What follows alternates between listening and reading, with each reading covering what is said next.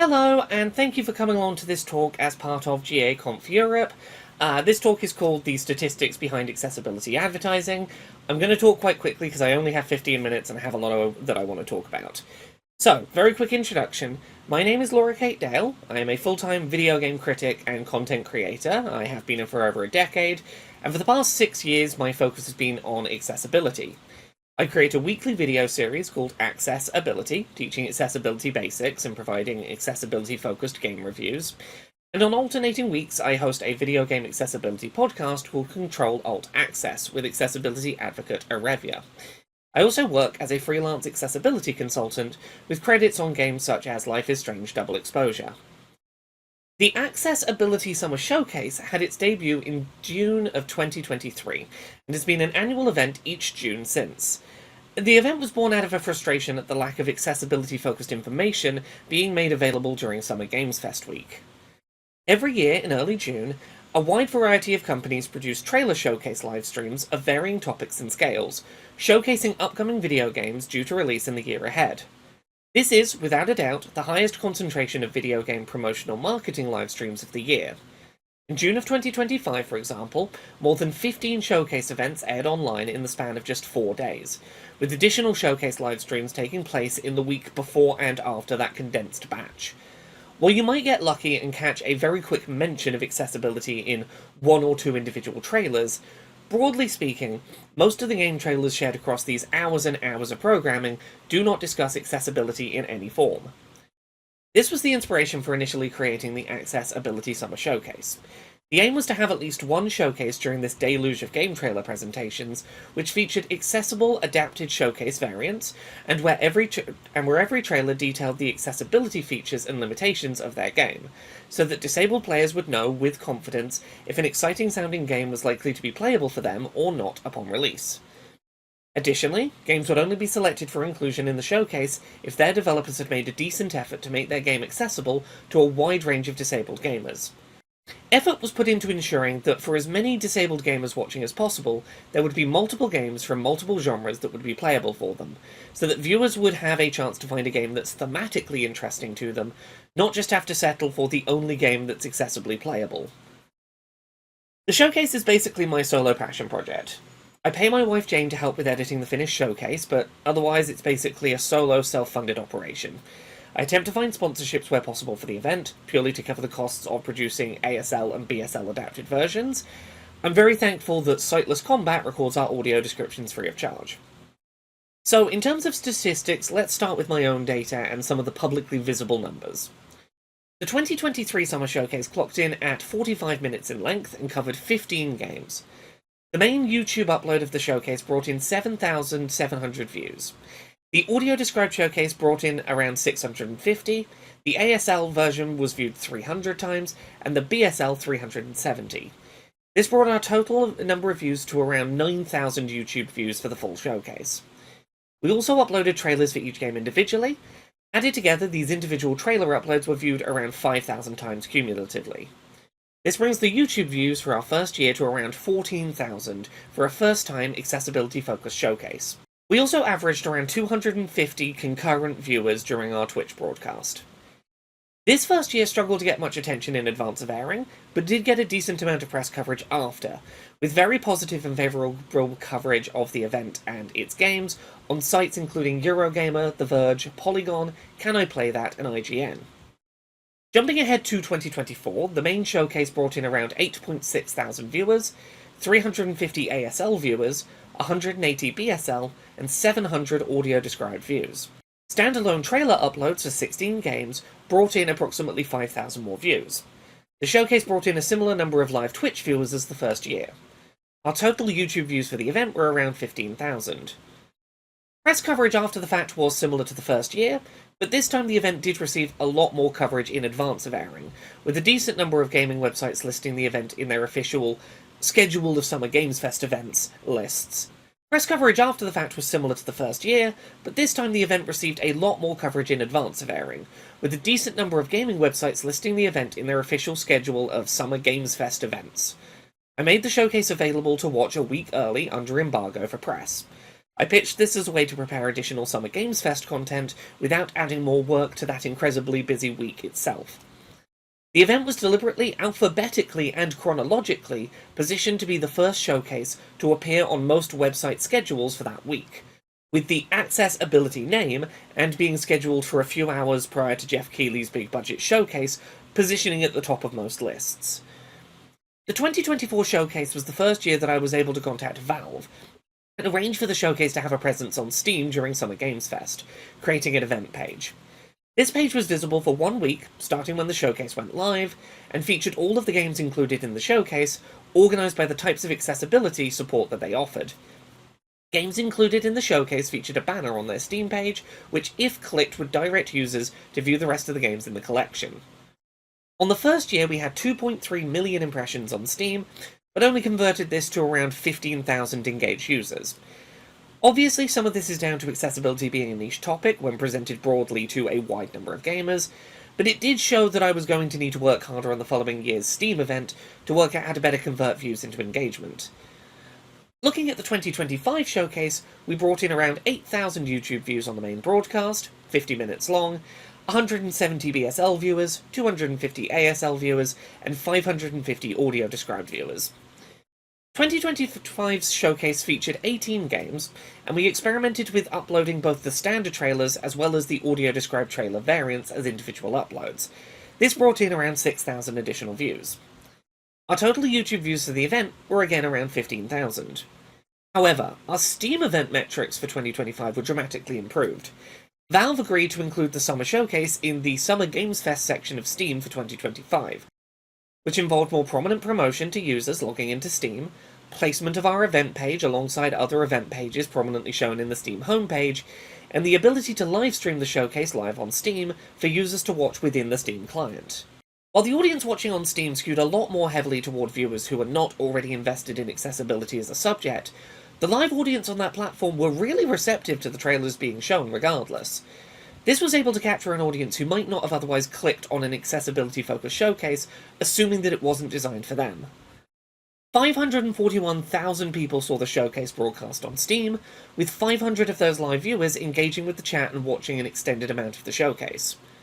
Over 1 million people saw promotion on Steam for the event page, with 53,000 of those clicking through and looking at the games in the event, a considerable increase in conversions from the previous year. I suspect that some of this is due to Steam making it clearer that the event was a games showcase taking place during Summer Games Fest season, better setting up user expectations and encouraging click-throughs. Lastly, 2025 saw a noticeable uptick in YouTubers and Twitch streamers watching the Accessibility Summer Showcase live with their communities, reacting to reveals in real time. This was something that I tried to encourage from the event's first year, but I found difficult to encourage initially with the first-time event, with it having a niche focus and no prior showcase that I could use to help set up expectations for the scale of the announcements. I made the showcase available in advance under embargo for any YouTubers who wanted to pre-record reaction streams, again pitching this as a way to create additional Summer Games Fest content without making their workload busier on the week itself. From speaking to some people who streamed reactions to the event, its placement on Steam was in many cases a major factor in its perceived legitimacy. Overall, looking at the public-facing numbers, the Accessibility Summer Showcase has had a pretty stable-sized dedicated audience in its first 3 years, with very stable viewership numbers for the main showcase and each of its adapted versions. This suggests that there is a dedicated audience of disabled gamers returning year after year, looking for accessibility-focused and accessibly delivered game marketing during this week of audience attention.